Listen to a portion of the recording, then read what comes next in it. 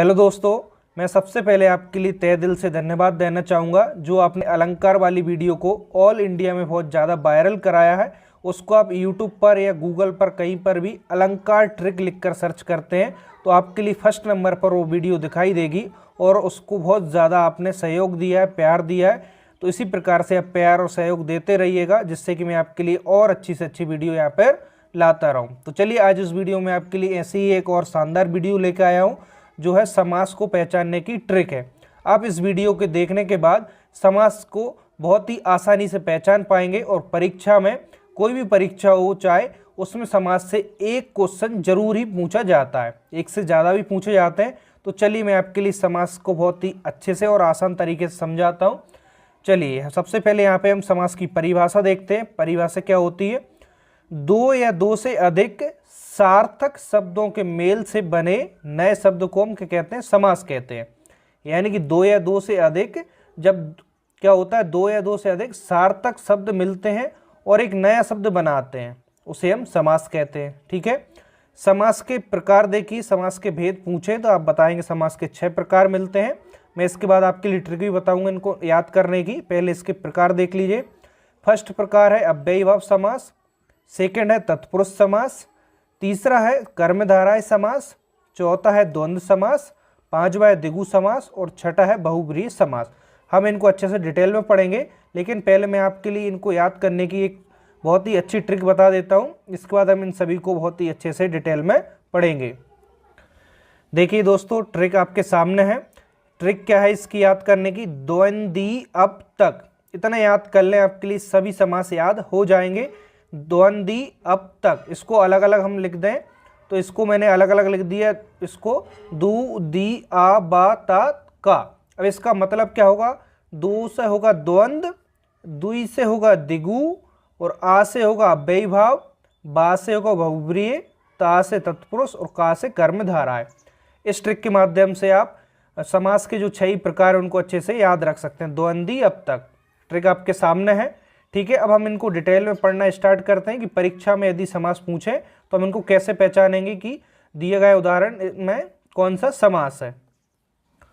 चलिए दोस्तों, फर्स्ट प्रकार देखिए समास का, अव्ययीभाव समास।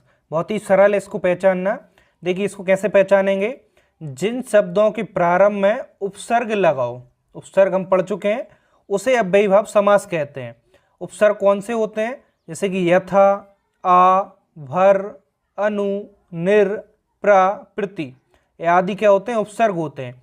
यदि आपके लिए किन्हीं भी शब्दों के प्रारंभ में उपसर्ग लगा हो तो वहां पर कौन सा होगा? अव्ययीभाव समास होगा। उपसर्ग आपके सामने है, उदाहरण से समझते हैं। यथा संभव, इसमें देखिए यथा संभव में यथा धन संभव, तो यथा यहाँ पे क्या हो गया? यथा यहाँ पे अव्यय लगा है, उपसर्ग लगा है, तो इसमें अव्ययीभाव समास हम लगा देंगे। इसका मतलब क्या होगा? जैसा संभव हो, जिसका विग्रह जिसको बोलते हैं। अनुरूप, तो अनुधन रूप, यानी कि अनु इसमें क्या? उपसर्ग है, इसका विग्रह करें रूप के योग्य। तो जब भी आपके लिए उपसर्ग दिख जाए शब्द के प्रारंभ में तो वहां पर अव्ययीभाव समास लगाएंगे। जैसे कि अव्यय आपके सामने भी लिखे हैं, इनको हम उपसर्ग की भी बोलते हैं। आजन्म, इसमें देखिए आ लगा है उपसर्ग, इसका विग्रह क्या होगा? जन्म से लेकर। तो आजन्म में आप बहुत ही आसानी से बता पाएंगे, इसमें अव्ययीभाव समास होगा। प्रतिदिन में देखिए, प्रति यहाँ पे क्या है? उपसर्ग लगा है, प्रतिदिन दिन, तो यहाँ पे इसमें शब्द में क्या होगा? अव्ययीभाव समास होगा, इसका विग्रह होगा प्रत्येक दिन। समझ में आ गया? बहुत ही सरल है। जब भी आपके लिए इनमें से कोई भी एक उपसर्ग लगा मिल जाए, वहां पर आप अव्ययीभाव समास लगा देंगे। चलिए हम दूसरा देखते हैं। देखिए दोस्तों, सेकंड तत्पुरुष समास। इसको कैसे पहचानेंगे? बहुत सरल होता है इसको भी पहचानना, कि समास को विग्रह करने पर जो कारक चिन्ह है, कारक चिन्ह का क्या हो जाता है? लोप हो जाता है। वहां पर क्या होता है? तत्पुरुष समास होता है। कारक चिन्ह कौन से होंगे? का, की, को, के लिए, मैं, पर, से आदि। इस प्रकार से जो होते हैं उन्हें हम कारक चिन्ह बोलते हैं। इनका क्या हो जाता है? जब विग्रह करते हैं वहां पर इनका लोप हो जाता है या विलुप्त हो जाते हैं। उदाहरण से समझिए, यश प्राप्त, इसका विग्रह करा यश को प्राप्त। देखिए विग्रह करने पर तो यहाँ पे क्या आ रहा है? कारक चिन्ह आ रहा है, लेकिन शब्द में यहाँ पे लोप है, यश प्राप्त। इसका विग्रह क्या हो? यश को प्राप्त, लेकिन इसमें कारक चिन्ह का लोप है, तो यश प्राप्त किसका उदाहरण हो जाएगा? तत्पुरुष समास। मुंह मांगा, इसका विग्रह करेंगे मुंह से मांगा, तो इसमें से कारक चिन्ह है, लेकिन मुंह मांगा में यहाँ पे लोप हो रहा है से कारक चिन्ह का, तो इसमें तत्पुरुष समास लगा देंगे। सत्याग्रह, तो सत्याग्रह सत्य के लिए आग्रह, तो के लिए यहाँ पे कारक चिन्ह होगा, लेकिन सत्याग्रह कहने से इसका लोप हो रहा है, तो यहाँ पे तत्पुरुष समास लगाएंगे। राजपुत्र, राजा का पुत्र, तो कारक चिन्ह का इसमें लोप है, तो राजपुत्र में तत्पुरुष समास होगा। नीति निपुण, नीति में निपुण, तो यहाँ पे देखिए मैं कारक चिन्ह का लोप है, तो नीति निपुण में तत्पुरुष समास होगा। आपको बहुत अच्छे से समझ आ रहा होगा दोस्तों। यदि आपको कोई भी परेशानी होती है तो मुझे नीचे कमेंट्स बॉक्स में बताएं, मैं आपकी परेशानी को जरूर दूर करने की कोशिश करूंगा। चलिए हम अगला प्रकार देखते हैं। देखिए दोस्तों, तीसरा प्रकार कर्मधारय समास।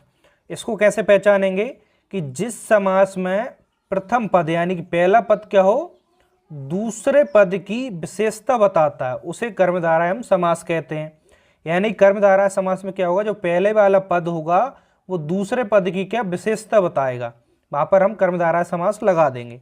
इसमें और एक नोट याद रखिए कि विग्रह करते समय इसमें है जो या के समान शब्द आए तो आप आंख बंद कर कर कर्मधारय समास पर टिक कर देंगे तो आपका सही हो जाएगा। उदाहरण से समझिए, काली मिर्च, इसका विग्रह करें काली है जो मिर्च। देखिए विग्रह करने पर है जो आ रहा है तो इस पर आप आंख बंद कर कर टिक कर सकते हैं कि कर्मधारय समास होगा काली मिर्च में। लेकिन परिभाषा के अकॉर्डिंग इसमें जो पहला वाला पद है काली और दूसरा मिर्च है, तो पहली जो शब्द होगा वो दूसरे की विशेषता बताएगा। जैसे काली है जो मिर्च, यानी मिर्च की विशेषता क्या है कि वो काली है, तो काली शब्द मिर्च की विशेषता बता रहा है। दूसरा देखिए नील कमल, नीला है जो कमल, विग्रह करने से है जो मिल रहा है तो आप कर्मधारय पर टिक कर देंगे। और परिभाषा के अकॉर्डिंग नीला कमल की विशेषता बता रहा है, यानी जो कमल है वो कैसा है, नीला है, तो पहला पद दूसरे की विशेषता बता रहा है। चंद्रमुखी, तो यहाँ पे देखिए चंद्र के समान मुख वाली, तो के समान शब्द दिखाई दिया विग्रह करने पर, तो आप इस पर कौन सा टिक करेंगे, कर्मधारय समास। और परिभाषा के अकॉर्डिंग चंद्र कैसा है, चंद्र के समान मुख वाली, यानी उसका मुख जो है वो चंद्र के समान है, तो मुख की विशेषता क्या है कि वो चंद्र के समान है, तो पहला जो शब्द होगा वो दूसरे की विशेषता बता रहा है। चौथा उदाहरण देखिए, कमल नयन, कमल के समान नयन, तो के समान दिखा विग्रह पर, सिंपल है जो या के समान दिखाई दे आप कर्मधारय पर टिक कर दें। बाकी परिभाषा के कहती है कि पहला दूसरे की विशेषता बताएगा। कमल नयन, यानी कि जो नयन है वो कैसे हैं, कमल की तरह कोमल है, ठीक है। महापुरुष, महान है जो पुरुष, है जो आ गया, और महान कैसा है, पुरुष कैसा है, महान है, तो पुरुष की विशेषता है महान। कर्मधारय समझ में आ गया, यानी कि पहला पद दूसरे की विशेषता बताए या फिर इसमें विग्रह करने पर है जो या के समान दिखाई दे, वहां पर आप कर्मधारय समास को टिक कर देंगे। चलिए हम चौथा प्रकार देख लेते हैं। देखिए दोस्तों, चौथा प्रकार है द्वंद्व समास। द्वंद्व समास देखिए सबसे सरल होता है, यानी कि सरल तो सभी होते हैं, बस आप इसको एक बार अच्छे से पढ़ लें। द्वंद्व समास कैसे पहचानेंगे, यदि दोनों पदों के बीच में योजक चिन्ह, डैश जो लगा होता है इसको योजक चिन्ह बोलते हैं, दो पदों के बीच में योजक चिन्ह लगा हो और विग्रह करने पर और या एवं ये शब्द दिखाई दें आए तो वहाँ द्वंद्व समास होगा, ठीक है।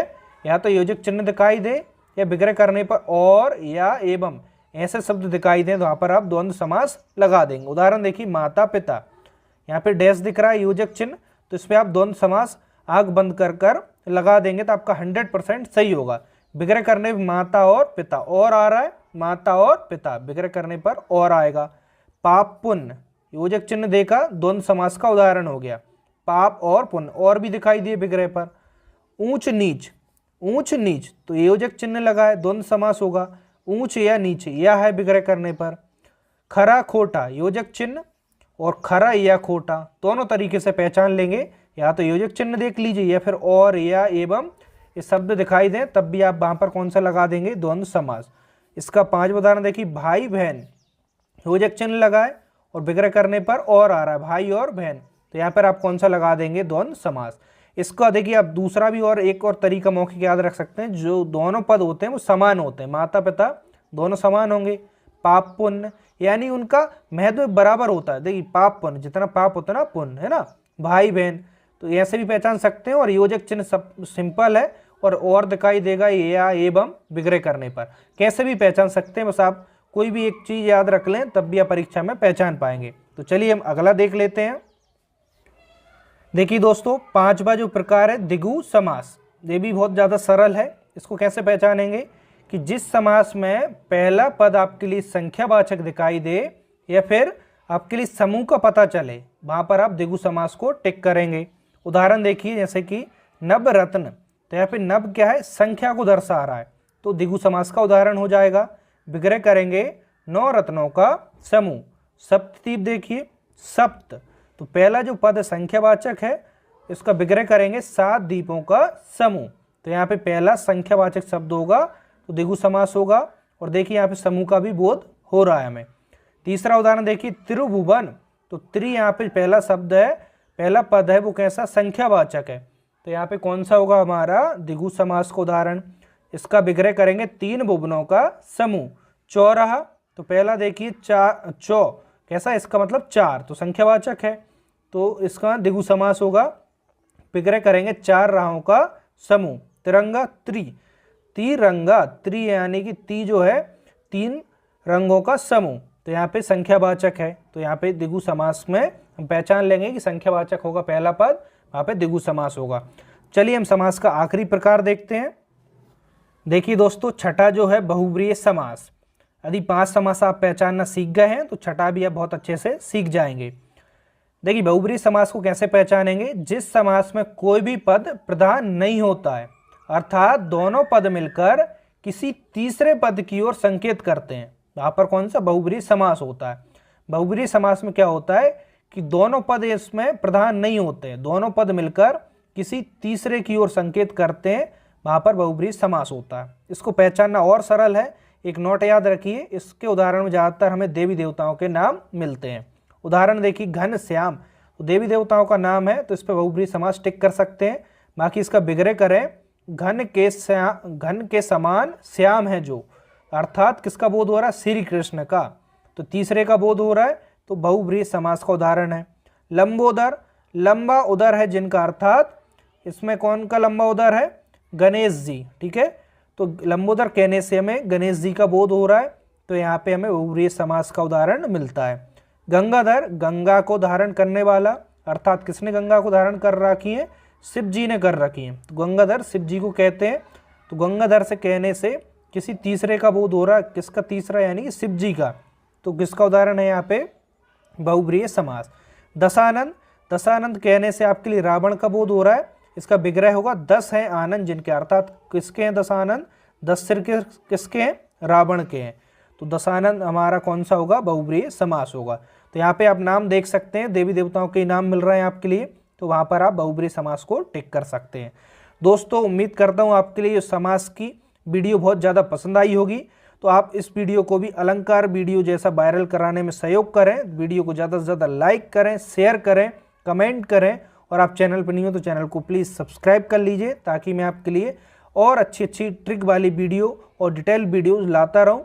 मैंने हिंदी व्याकरण को कंप्लीट भी पढ़ाया हुआ है चैप्टर वाइज, तो आप जाकर प्लेलिस्ट में ट्रिकी हिंदी ग्रामर, वहाँ से हिंदी व्याकरण को डिटेल में पढ़ सकते हैं। तो आप किसी भी परीक्षा की तैयारी कर रहे हैं, हिंदी व्याकरण आपके लिए सभी में बहुत ज़्यादा काम आएगी। तो दोस्तों मिलते हैं नेक्स्ट वीडियो में, आज के लिए इतना ही, थैंक यू।